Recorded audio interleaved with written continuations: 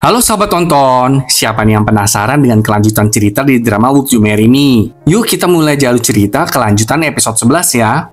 Kita kembali ke kilas balik saat Woo menemui Jessica di penjara. Setelah Jessica memberitahu keberadaan bukti yang dia simpan selama ini. Jessica pun kembali ke selnya. Tapi ketika itulah Woo melihat ada sebuah tanda seperti tato di leher belakang Jessica. Hal ini segera mengingatkan Woo akan insiden kecelakaan kedua orang tuanya. Bertanya-tanya apakah Jessica terkait dengan kematian kedua orang tua Woo.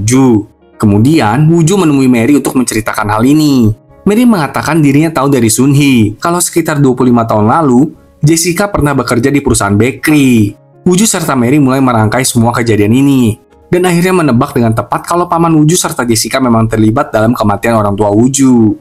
Balik ke malam saat Woo menanyai Pajang tentang keterlibatannya dalam kematian orang tua Woo. Kali ini Pajang sama sekali nggak menutup-nutupi. Dia terang-terangan mengakui kebenarannya. Pajang bahkan meledek Woo tidak bisa menuntut Pajang, karena batas waktu penuntutan sudah lewat. Jadi meskipun Pajang mengaku di hadapan polisi tentang perbuatannya, Pajang tetap tidak bisa ditahan.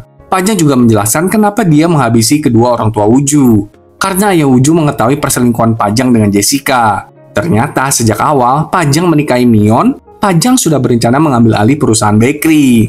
Setelah meledek Woo, Pajang dengan santai pergi dari rumah tersebut. Tapi dia langsung disambut oleh sederet polisi yang segera menahan Pajang dengan tuduhan penipuan dan penggelapan dana perusahaan. Polisi juga menegaskan kalau mereka sudah menangkap David Lee. Dan di ponsel David Lee ada rekaman percakapan antara Pajang, Jessica, serta David Lee tentang rencana pemalsuan kontrak dengan Hotel Cults. Gak hanya itu, Woo juga menambahkan kalau Pajang telah terlibat dalam menghabisi kedua orang tua Woo. Dan batas waktu kasus diperpanjang seminggu. Karena kemarin itu Pajang sempat lama di luar negeri, yang berarti Pajang masih bisa dituntut. Woo lalu memberitahu polisi kalau seluruh bukti tambahan ada di kantong baju Pajang.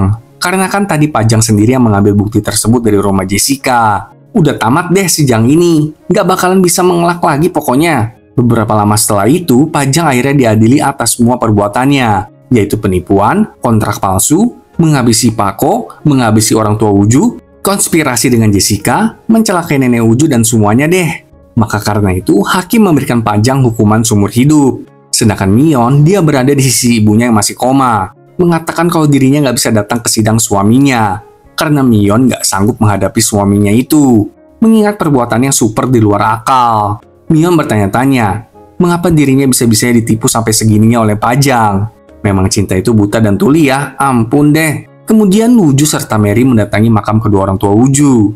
Woo akhirnya bisa melepaskan rasa bersalahnya atas kematian kedua orang tuanya. Woo juga memperkenalkan Mary kepada mereka. Mary menyapa mereka dan berjanji akan membuat Woo bahagia. Selanjutnya, Woo dan Mary mendatangi Sang-hyun untuk mengakui kebohongan mereka selama ini. Mereka berdua juga berjanji bersedia membayar penalti atas kebohongan yang mereka lakukan.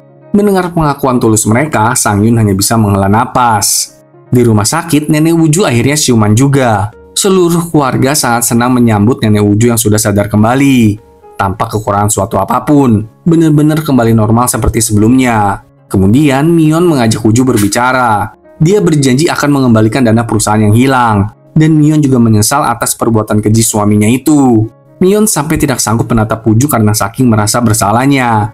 Tapi Woo memegang tangan bibinya itu, mengatakan kalau Mion adalah keluarga Woo. Dan Woo tidak ingin kehilangan bibinya. Keesokan harinya, tim pemasaran serta tim Mary makan bersama di rumah Won-suk. Mereka bahkan minum-minum juga bahkan sampai malam. Karena terlalu mabuk, Mary pun turun sebentar untuk mencari udara segar, yang segera diikuti oleh Woo. Mereka bercanda bahkan berpelukan. Dan tepat pada waktu itu, seluruh tim memergoki pasangan tersebut, mengklaim kalau sekarang pasangan itu tidak bisa mengelak lagi. Suatu hari, Ung-soo mendatangi ayahnya di penjara. Dia nggak menyangka semuanya akan berakhir seperti ini.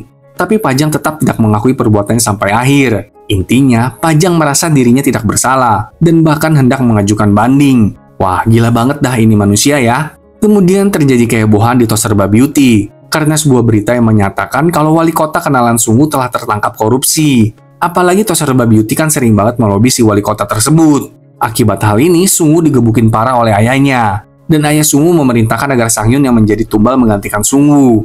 Demi menyelamatkan Toserba. Semoga sih Sang-hyun nggak mau ya, ini kan nggak adil namanya. Malam itu, Woo asli mabuk berat dan mendatangi rumah Mary. Tapi dia kesal setelah melihat ada Woo Sultan di rumah itu.